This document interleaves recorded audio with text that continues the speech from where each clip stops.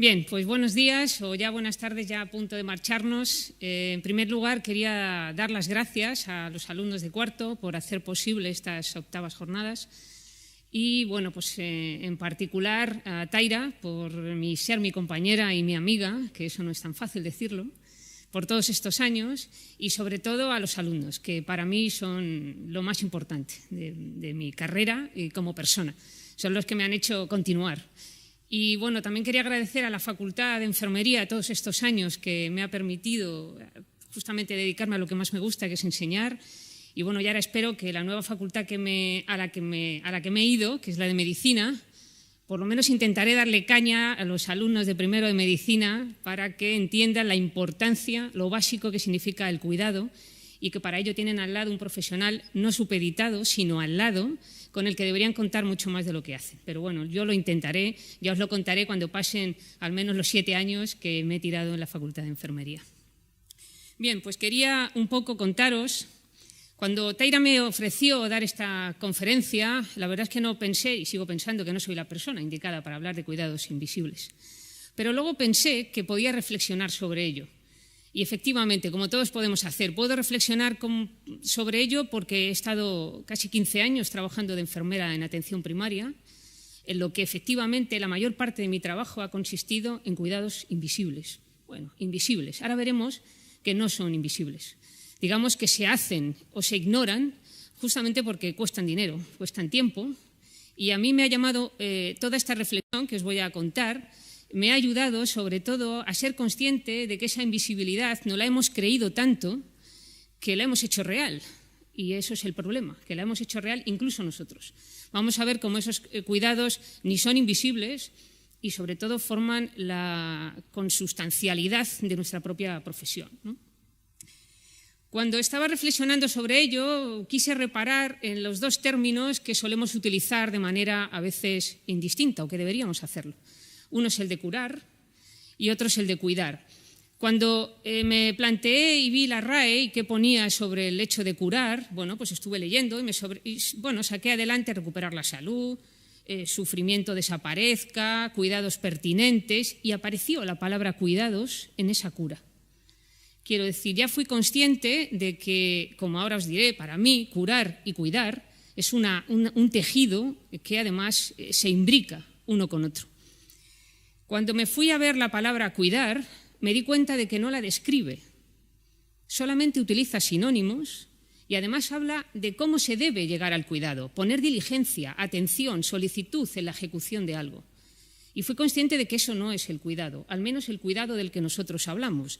Es como si definiera la propia RAE la palabra cuidar, envolviéndolo a través de un circunloquio, ¿no?, en el que volvemos a lo mismo. Pero yo no sé vosotros, pero yo a lo largo de toda mi carrera profesional como enfermera, para mí cuidar y curar era lo mismo, porque en el cuidado está la cura. No tiene por qué ser la cura de una enfermedad o una patología concreta. Me vale con que sea la cura del alma. Quiero decir, yo me he dado cuenta de que al final es cuando hablamos de humanización y hablamos de recuperar la humanización y que las organizaciones son las que se encargan. No, un momento, no, paremos. ¿Qué es eso? Y lo que pretendo contaros con esto es justamente que eso de la humanización es algo que ya forma parte. No tenemos por qué separar o extraer un concepto que forma parte ya incluso del hombre, ¿no? Entonces voy simplemente a revisar esto. Cuando me puse a reflexionar sobre, como historiadora, que me he encontrado con mucha frecuencia todo lo que tiene que ver con el cuidado entre seres humanos, me encontré con los primeros restos arqueológicos o digamos paleontológicos que tienen que ver con el cuidado.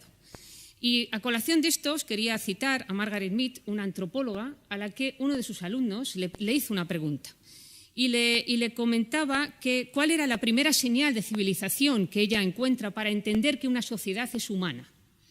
O cualquier sociedad, ¿cuál era la primera señal de civilización? Y entonces ella dijo, pues un resto de fémur fracturado y curado. Y claro, empezó a reflexionar diciendo, un animal que se rompe una pata, está claro que no va a sobrevivir, no puede acercarse a beber agua, no puede comer y seguro que es presa fácil de los depredadores. Efectivamente, el hecho de que un hueso fracturado se hubiera curado significaba que esa persona había sido cuidada por otra o por otras. Esa persona había sido curada, había sido retirada de los espacios de peligro y se le había concedido el tiempo necesario para que consolidara esa fractura. Con lo cual estamos ante la primera señal de civilización. Entonces eso significa que ser humanos es consubstancial al cuidado. Efectivamente, si nosotros pensamos en el proceso evolutivo, nos damos cuenta que la propia evolución, el hecho de cambiar, nos ha hecho que nosotros seamos una especie vulnerable. Efectivamente, desde que nacemos requerimos una serie de cuidados iniciales hasta que alcanzamos la edad de la, diría, supervivencia, bueno, incluso hasta la edad adulta somos bastante vulnerables. Claro, a lo largo de todo ese proceso, alguien nos tiene que acompañar. Alguien nos tiene que enseñar, alguien nos tiene que cuidar, por lo tanto. Porque cuidar no es solamente proveer cosas, es también enseñar a que uno se cuide, que como veremos eso es una parte fundamental de la propia profesión de enfermería, ¿no? Bien, pues si seguimos avanzando, bueno, os he puesto algunos ejemplos, como el de este neandertal, que por cierto ponía, en la noticia era un neandertal cojo, sordo y manco, que llegó a viejo por compasión. Yo diría que mucho más que por compasión. Entendiendo compasión como el acompañamiento en el sufrimiento, ¿vale? Que es desde donde hay que entenderlo. Fue y superó esa edad por muchas otras cosas, ¿vale? Porque mucha gente suplió sus carencias y eso le hizo y le facilitó expresarse y poder llegar a ser anciano. Y estamos hablando de los neandertales. O sea que esto forma parte anterior, ¿no? Como dice, o como decía Martin Heidegger, que el cuidado es algo que forma parte de, ya no solamente lo consubstancial, es casi preontológico al ser humano, efectivamente, ¿no? Bien, si nosotros vemos, como ya sabéis que a mí me encanta en clase poneros imágenes, y analizamos el avance de los cuidados, todo está lleno de cuidados. Y cuando digo cuidados me refiero a que el proceso patológico en la historia se ha basado fundamentalmente en los cuidados, ¿vale? Podríamos decir que la aparición de la tecnología curativa, la microbiología, los fármacos, es muy posterior. ¿Qué se da antes? ¿Qué se da siempre? ¿Qué es lo que está presente siempre? El cuidado, ¿de acuerdo? Y aquí lo vamos viendo, ¿no? Además hay cuidados puede ser cuidados de tipo por amistad, por responsabilidad incluso, ¿no? Porque además es algo que debe ser y formar parte del cuidado. Yo soy responsable de cuidar a mi compañero, como hace Aquiles con Patroclo, y le cuida, y le cura y le cuida, porque es a la misma vez lo que está produciendo. Una cura que cuida y una cura hay un cuidado que cura, ¿vale? Bien, si nosotros seguimos avanzando, efectivamente nos encontramos espacios en los que el cuidado ya empieza a formar parte de un género, que es el femenino, ¿vale? Y esto vamos a ver que tiene una serie de repercusiones en la propia identidad de enfermería, ¿vale? Hay espacios que son exclusivamente femeninos, en los que no se dejaba el paso a otro género, pero ¿dónde se cuidaba? ¿De acuerdo? Que es el parto. Bien, ese cuidado, como veis ahí, que es, ya os digo, más consubstancial al género femenino, porque es un hecho que se entendía que debía sufrir la mujer y que solo podía entender la mujer, ¿de acuerdo? Pero cuando llegamos y avanzamos en las épocas históricas, nos damos cuenta que la introducción o la llegada del cristianismo supuso la relación del cuidado con un valor, que fue el de la caridad. La caridad se empieza a convertir en una responsabilidad del buen cristiano. Todo buen cristiano debe cuidar al necesitado, ¿vale? Y se apela al necesitado como todo aquel que requiere necesidades físicas, espirituales y psicológicas, ¿de acuerdo? Entonces, este cuidado empieza a convertirse en un valor relacionado con mi propia creencia. ¿Qué ocurre? Que en estas épocas de la Edad Media, a la vez que este concepto de caridad, empieza a surgir la enfermería, casi como una consecuencia. Si necesito ese cuidado, ¿vale? Ese cuidado que ya no va a ser solamente doméstico, sino que voy a extrapolarlo a algo fuera del espacio del hogar, ¿de acuerdo? Hago crear un grupo que se va a encargar de ese cuidado, y es la enfermería. La enfermería, que ya sabéis que se genera en estas épocas, empieza a adquirir el valor de la caridad junto al cuidado. Y no solo eso, sino también vinculado a un género concreto, el femenino. ¿De acuerdo? Entonces esto empieza a ser casi definitorio de la enfermería. En un principio, y como os he puesto ahí algunos ejemplos, veis que esos cuidados se dan por parte de los hombres y de las mujeres. Pero cuando las épocas históricas empiezan a avanzar, estos cuidados se empiezan a tecnificar más. Cuando esos cuidados se tecnifican, se empiezan a relacionar con la aplicación de unas tecnologías que van a tener como resultado la curación de una enfermedad, empiezan a ser asumidos por el hombre, mientras el resto de los cuidados básicos siguen siendo aceptados por la mujer. Eso es lo que va a formar parte y lo que luego, ya veremos cómo se empieza a conformar la profesión, empieza a intentar dejarse de lado porque no es, por así decir, científico. ¿Vale? Bien, pues aquí tenemos incluso imágenes en las que aparecen los valores que debe tener una enfermera, aquella, ¿no? La fortaleza, la justicia y todo eso que se relaciona con la identidad religiosa también, ¿vale? Pero que también forma parte de lo que debe tener una buena enfermera. Si seguimos avanzando, vemos que esos cuidados siguen proveyéndose cada vez más relacionados con la mujer y siempre relacionados con la caridad cristiana, hasta el punto, incluso, de que nuestra querida Florence Nightingale, cuando se la representa, se apela a la caridad dentro del cuidado. Y sigue siendo lo mismo, ya es una mujer protestante, ya sabéis que es la primera que crea esas escuelas laicas, pero sigue apelándose a la imagen de ella vinculada a esa caridad. Ya veremos que esto también supone un arma terrible, ¿no?, para la mujer, fundamentalmente. Cuando entre los periodos de guerras se intenta apelar no solamente a la caridad, en este caso a la donación económica, lo que se elige son figuras de mujeres. Se eligen figuras de mujeres enfermeras, pero no se eligen mujeres enfermeras profesionalizadas. Se elige mujeres enfermeras que lo que se intenta que es representar la cuidadora universal, pero la madre universal. Esto se convierte en un arma de doble filo, porque todos estos valores que asume esta enfermera mujer también se empiezan a convertir en unas cadenas para ellas. No es solamente un cuidado vinculado a un conocimiento que, por otro lado, desde el siglo XIX ya empiezan a levantarse voces, muchas de ellas médicos, que empiezan a decir que no basta para cuidar enfermos que alguien tenga una voluntad de hacerlo, sino que tiene que formarse. O sea, que ya empiezan a darse cuenta de la relación absolutamente directa que hay entre un cuidado que podemos determinar como un cuidado basado en el conocimiento, ¿vale?, y el que no está basado en él. La diferencia va a ser en que la supervivencia del paciente será mayor y de más calidad. Eso es lo que pretendemos, ¿de acuerdo? Y eso es lo que hace que se empiecen a crear escuelas de enfermería, pero hay ahí determinados conceptos que siguen demasiado anclados.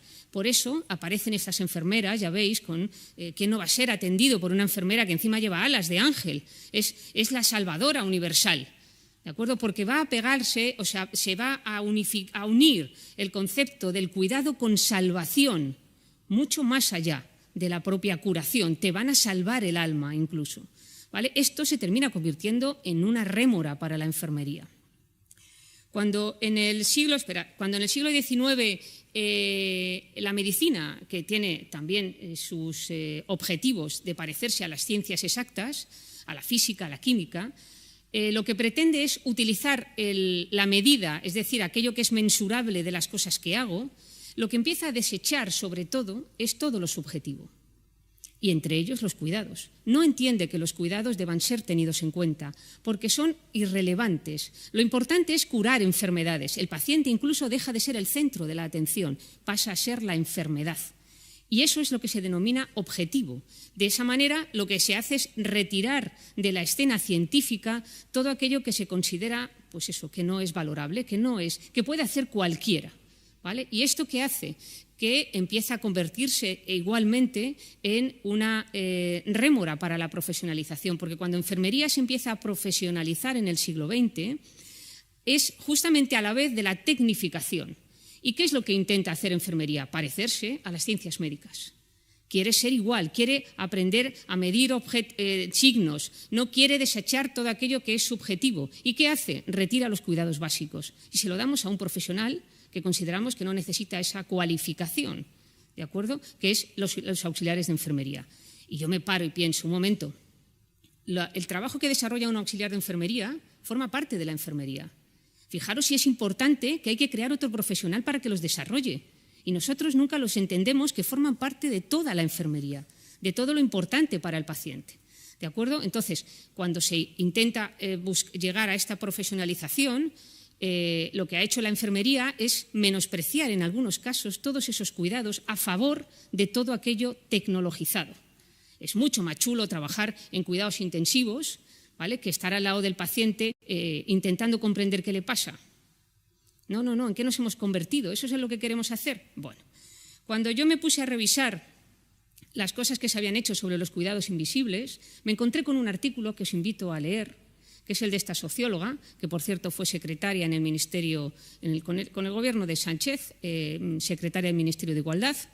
Esta mujer, que es socióloga, en la revista Política y Sociedad, hace, además ya veis que es del año 2000, hace mucho, y elabora este estudio. Cuando ella hace este estudio, está estudiando los cuidados invisibles que da la familia a determinados grupos, sobre todo con discapacidad, pero sobre todo se da cuenta de quiénes son los que proveen de cuidados invisibles en el hospital. Y se da cuenta de que enfermería es básico. Pero no lo hace solo porque entreviste enfermeras o porque ella vea el trabajo que desarrollan, sino porque hace algo que a mí me llamó la atención. Se va a mirar los tratados de enfermería, se va a estudiar los libros de enfermería. Y entonces se da cuenta de que el trabajo de enfermería es básicamente distinto, muy distinto del trabajo del médico. Y dice, vamos a ver, y os pongo aquí, estas mujeres y estos hombres que estudian esta carrera, lo que hacen es poner en el centro de su atención al paciente. Y sin embargo, yo voy al hospital y me doy cuenta de que el paciente no está en el centro. Siguen siendo los principios médicos los que priorizan y se priorizan en el sistema frente a lo que debería priorizarse, que es la atención del paciente, cubrir las necesidades. Eso lo oiréis hasta el infinito. ¿Qué hace enfermería y qué debería hacer? Encargarse de cubrir todas las necesidades del paciente, más allá de su propia labor. Es decir, si el paciente de una UCI necesita un psicólogo, yo tengo que valorar si necesita un psicólogo. Si lo que necesita es un fisio, yo tendré que llamar a ese fisio. ¿Quién al final es el profesional que debe identificar las necesidades del paciente? Enfermería. Quiero decir, eso no se hace solo, no sube el psicólogo. A ver qué paciente aquí necesita la buena, venga. Quiero decir, es enfermería la que debe detectar esos problemas, igual que lo hace en primaria.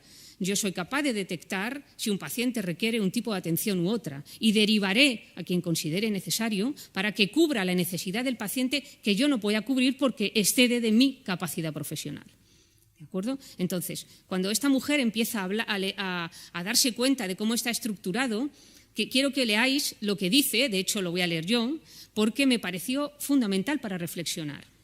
Dice, si bien cuidar implica una complejidad profesional extraordinaria, parece una inercia institucional la invisibilización de esas prácticas. ¿Vale? Y dice, como si procedieran del estilo personal de quien las prodiga, y precisamente por emparentarse con la espontaneidad, no ofrecen dificultades, además de no requerir saberes especializados para su concreción. Yo no sé si estáis de acuerdo, pero a mí me parece que efectivamente es así. Se ignoran todas estas labores que forman parte de la profesión. Dice, pero los cuidados en su profesión, habla de enfermería, no son de carácter espontáneo ni discrecionales. No se dispensan cuando la enfermera tenga bien hacerlo. No es un don, sino un requisito profesional. ¿De acuerdo? Porque además ella dice, esos puntos suspensivos hacen referencia, y si no, váyanse ustedes a mirar los manuales de enfermería, para que entiendan que las enfermeras, su centro de atención son justamente los pacientes. Y de pronto el paciente no está en el centro de atención de enfermería. Bien, la enfermera no se centra únicamente en los signos del historial. El sujeto paciente entra en escena porque forma parte de sus competencias. Esto lo identifica una socióloga. Nosotros lo tenemos interiorizado. ¿Qué es lo que pasa? ¿Por qué de pronto esto no lo podemos llevar a cabo? ¿Por qué de pronto nuestras competencias reales se supeditan a los objetivos que marca un sistema sanitario, ¿vale?, o un sistema médico, que me obliga solamente y me llena de burocracia para que yo al final solo me pueda dedicar a cubrir las necesidades de un profesional y no de mi propia profesión. Algo está pasando, ¿no? Yo creo que esto deberíamos reflexionarlo. Es más, yo creo que si la pandemia, y volvemos otra vez a ella, ha venido a decirnos algo, es que podemos hacer todos los cuidados médicos que queramos, pero sin cuidados básicos humanos, da igual, porque si ha venido a demostrar que son necesarios darnos la mano, empatizar, fijaros lo que han venido a demostrar. ¿Vosotros pensáis que todos esos ancianos de las residencias que han muerto absolutamente abandonados ha sido por carencia absoluta de cuidados? No solamente viene a decirnos que tenemos que dar cuidados, sino qué es lo que pasa cuando no los hay. ¿Vale? Y yo creo que eso es importante y deberíamos reflexionar sobre todo esto, ¿no?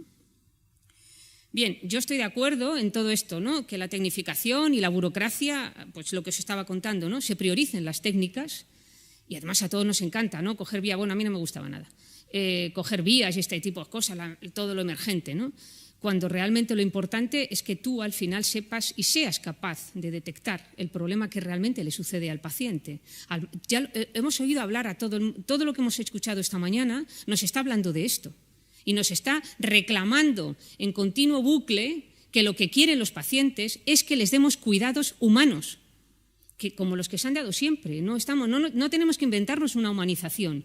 Eso ya existe. Lo que tenemos que empezar es a ponernos en el lugar que realmente necesita enfermería, que es decir, no, ahora vamos a hacer nuestro trabajo, queremos hacer nuestro trabajo.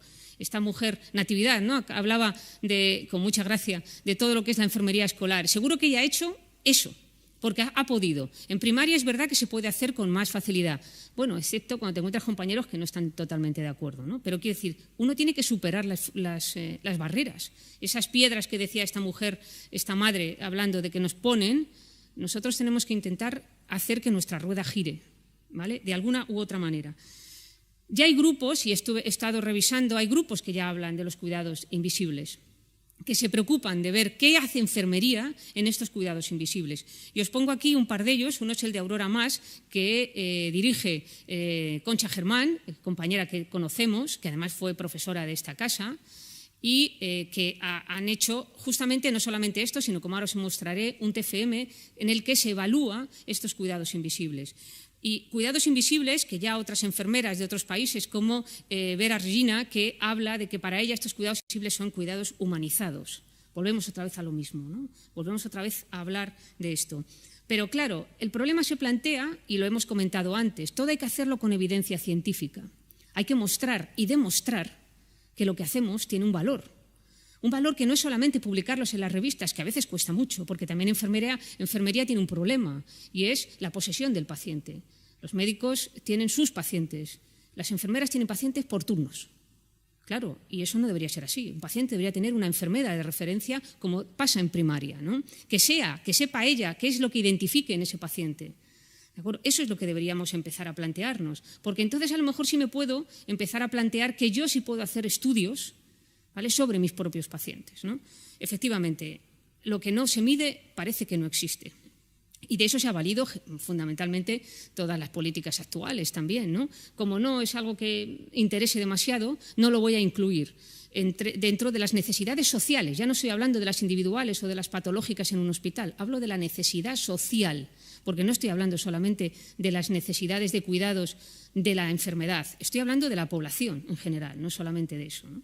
Bien, pues lo que vamos a hacer es, vamos a medir esos cuidados invisibles, ¿vale? O vamos a demostrar y mostrar que efectivamente son necesarios, porque su ausencia, lo que deja al descubierto, ¿vale?, es justamente la vulnerabilidad humana, que es lo que nosotros tendríamos que evitar, ¿no? Bien, como resultado de ese estudio de Aurora Mas que os contaba de la Universidad de Zaragoza, me encontré con este TFM que realizó Isabel Huélcanos, fijaos, en el 2011, hace ya bastante, en el que pasó una encuesta a los pacientes para valorar justamente la percepción que tenían ellos sobre la calidad del cuidado de la enfermería. ¿Vale? Lo tenéis online, lo podéis ver y sobre todo ver que aunque es matizable, ella empieza a hacer preguntas a los pacientes sobre cuántas veces ha ido la enfermera a preguntarle cómo está, cuántas veces ha venido a explicarle qué le van a hacer, qué no le van a hacer, si necesita usted algo, ¿vale? Entonces, bueno, el resultado fue sorpresivo. Sorpresivo porque los pacientes sí que se sentían satisfechos en la mayor parte de los cuidados que le había dado las enfermeras, pero no así los familiares, que es lo que a veces nos cuesta entender. El paciente es una extensión de una familia, igual que la familia lo es para ese paciente. Y nosotros a veces en los hospitales nos cuesta trabajo entenderlo. ¿De acuerdo? Entonces, a lo mejor hay que empezar a implicar a esa familia porque en definitiva son agentes de cuidados del paciente. Y nosotros no solo somos proveedores de cuidados, deberíamos ser formadores en cuidados, creo también, ¿no? Quiero decir que para eso estamos, pero no solamente para atender al paciente concreto, ¿no? Sino porque muchas veces el aliado mejor es el familiar del paciente. Y si la encuesta dio como resultado que los familiares no estaban tan de acuerdo con esta, o no percibían de igual forma esa calidad de cuidados, a lo mejor habría que plantearse, ¿no?, cómo hacerlo. Bien, y yo quería terminar leyéndoos, he intentado no enrollarme mucho para tener tiempo, ¿eh? Quería, sobre todo, deciros algunas cosas que me parecían importantes, ¿no? Que parece que todos tenemos claro que debemos recuperar nuestra relación con el paciente, que la humanización de la que hablamos, que en definitiva es el fin último de nuestra profesión, ha quedado sepultada por objetivos que no son nuestros, ni siquiera de nuestros pacientes. Responden a necesidades médicas y del sistema sanitario.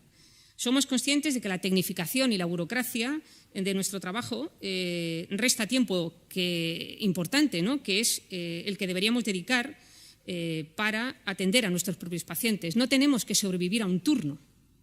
Tenemos que intentar que nuestros pacientes no vean sus cuidados parcelados por el tiempo que nosotros le damos, para que venga la otra enfermera a ver qué dice. No, enfermería no debería ser individualista respecto a que me lo hace esta enfermera que es mejor u otra, sino que la profesión en sí debería ser un continuo para el cuidado de ese paciente, al margen de mi personalidad, ¿de acuerdo? Y debería, sobre todo, dirigirse a esto. Y, parafraseando a Carol Gilligan, que ya sabéis que se dedica sobre todo al estudio de la ética del cuidado, me gustaría hacer entender que lo ideal sería, o diríamos que cuando el cuidado sea una ética humana, y no solamente una ética femenina, entonces estaremos hablando de que estamos en un Estado democrático real, en el que todos somos iguales, que yo todavía no lo tengo tan claro. Vale, bueno, quería dejaros con la frase de este educador americano, Leo Buscaglia, que me parece muy pertinente para esto, ¿no?, que en definitiva el cuidado puede llegar a cambiar la vida de todos. Pues vamos a cambiarla, ¿vale? Bueno, muchas gracias a todos.